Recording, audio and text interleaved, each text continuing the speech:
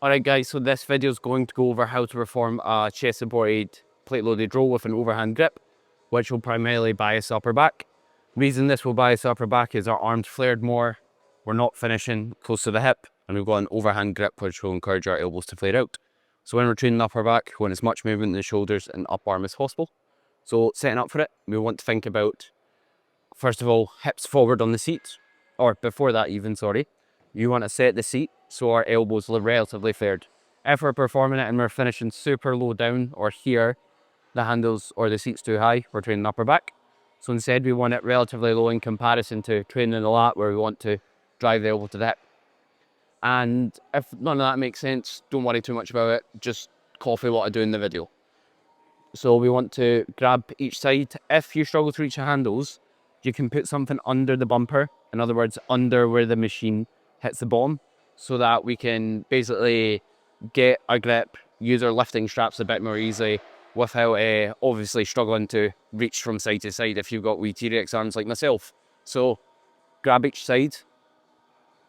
Training upper back, you want the hips forward on the seats. So instead of here, I don't get much movement in my shoulders. Here, I get a bit more. And we want to think about grabbing so our forearms basically pulling the way the machine's wanting to go. So here you'll see I'm pulling in when it wants to go back. So we want to pull the way the machine's traveling. The machine here travels out slightly. So I want to grip, so I pull out slightly throughout. So I'm pulling the path the machine's traveling in. When your grip's super wide, you don't get as much movement in the shoulders. In other words, you don't train the upper back as well. So here, hips forward, chest proud at all times, pull in the way the machine is traveling, and think about driving the elbows back, air in, reach forward as far as you can with a proud chest.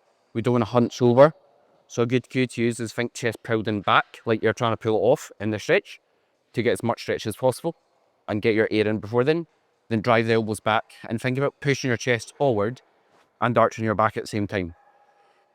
So here, and that will keep your chest on the pad. So think about breathing in, pause in the stretch, drive the elbows back, and repeat, unless I have specified using a bit of a different tempo. These handles, you'll see, encourages my elbow to finish a bit closer to my side and a bit lower, which you don't want for targeting upper back.